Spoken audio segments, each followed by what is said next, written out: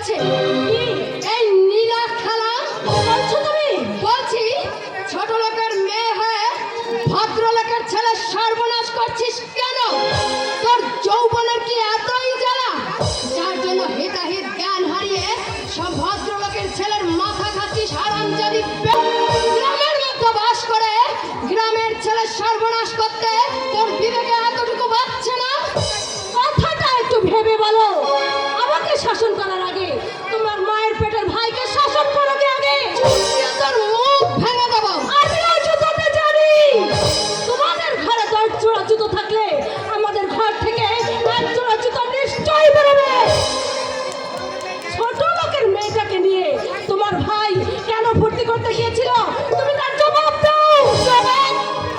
জবাব মুখে নয়, জবাব দেব তোকে আমি এই জুতো দিয়ে।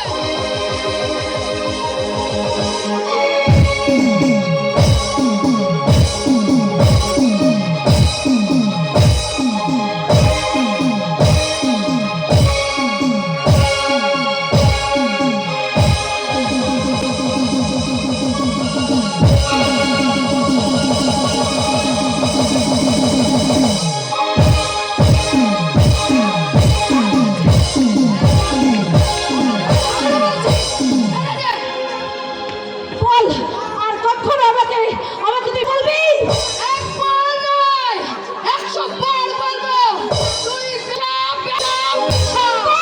হারামজাদি।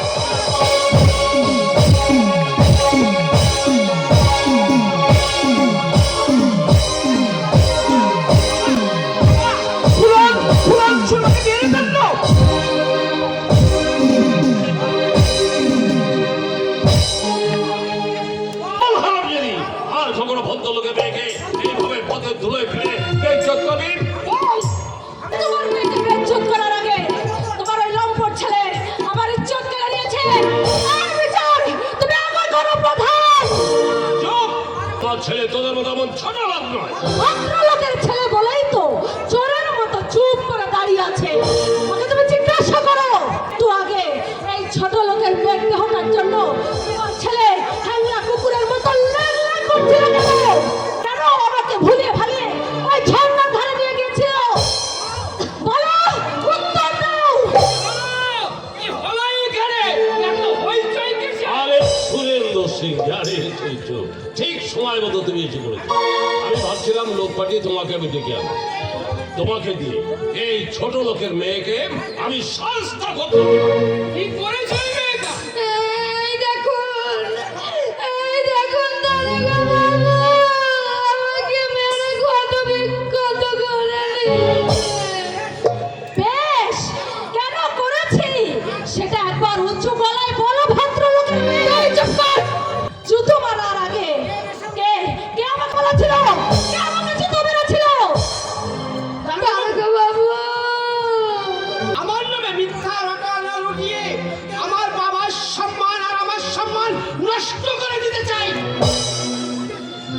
বুঝেছি। শান্ত। আমার নাম ফুলন। আমার নাম কি? ওর বাবার নাম দেবীদিন বাবু। দেবীদিন। হ্যাঁ, দেবীদিন। আপনি দেবীদিনকে চেনেন নাকি দারোগা বাবু? দেবীদিনকে ঠিক চিনি না, কিন্তু তার ওই জামাই মহেশপুরে পুতিলালকে ঠিক চিনি। গতকালই সে থানায় গিয়ে আমার সঙ্গে দেখা করে এসেছে। দেবীদিন এবং তার মেয়ের নামে কমপ্লেন দিয়েছে। কমপ্লেন দিয়েছে? হ্যাঁ, কমপ্লেনের বিবাহিতা স্ত্রীকে দেবীদিন জোর করে তার বাড়িতে আটকে রেখেছে এবং মেয়েটিও নাকি অনিচ্ছা প্রকাশ করছে শ্বশুর সত্য কথা। তুমি তো হলেন পুতিলালের স্ত্রী। আরে হ্যাঁ, এরই নাম তো সেই ফুলো। আমি আজই একে চালান করে কি অপরাধ আপনি আমাকে চালান করে দেবেন? সেটাই বাড়িতে পৌঁছে দিতে হবে। নিশ্চয়ই দিতে হবে। কি বললে হার আমি জানি। স্পর্ধা বাবু, স্পর্ধা। ওই ছোট লোকদের আপনারা সাহায্য না করলে এই দেশে আমাদের মতো ভদ্রলোকদের বসবাস একেবারে অরুচিকর হয়ে যাবে। আমি এদের আজই আপনাকে দুজনকে সাহায্য করে দেবো। আমাদেরকে শাস্তি করার আগে এই ভদ্রলোকের ছেলে এবং মেয়েকে শাস্তি করুন।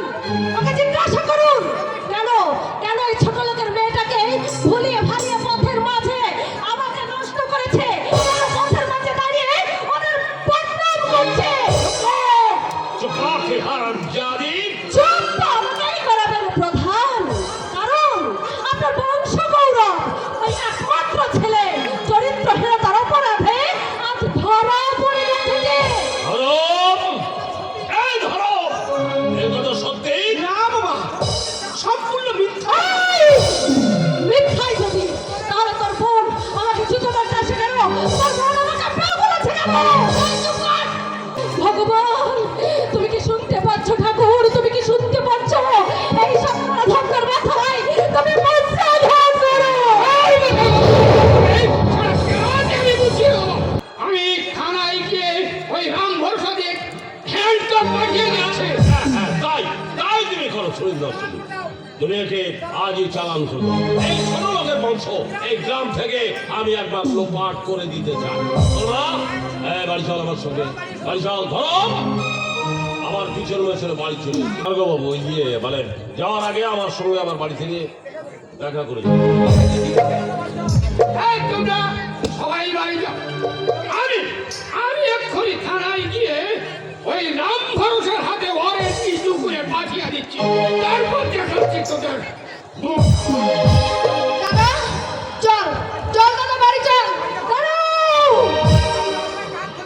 বাড়ি যাওয়ার আগে কান খুলে শুনে যাও, ভদ্রলোকের মেয়ে এবং ছেলে আজকের পর ফুলন যদি বেঁচে থাকে তাহলে এই অপমানের প্রতিশোধ আমি নেবই। আমার কথা বলছিস? শুধু বলছি নয়, আমি প্রতিজ্ঞা করে যাচ্ছি, যদি চন্দ্র সূর্য আকাশ বাতাস শক্তি হয়, ভগবানের অস্তিত্ব বলে যদি এই পৃথিবীতে কিছু থাকে, তাহলে আজকের এই অপমানের প্রতিশোধ আমি নেব। তোদের জন্য আমি সংসার ছেড়েছি, তোদের জন্য আমি ঘর ছেড়েছি, তোদের জন্য ইজ্জত হারিয়ে আমি কলঙ্কের বোঝা মাথায় নিয়েছি, তোদের জন্য আমার জীবনটা আজ ব্যর্থ হয়ে গেছে। তাই তোদের বংশে বাঁচিয়ে দিতে আমি কাউকে বাঁচিয়ে রাখবো না।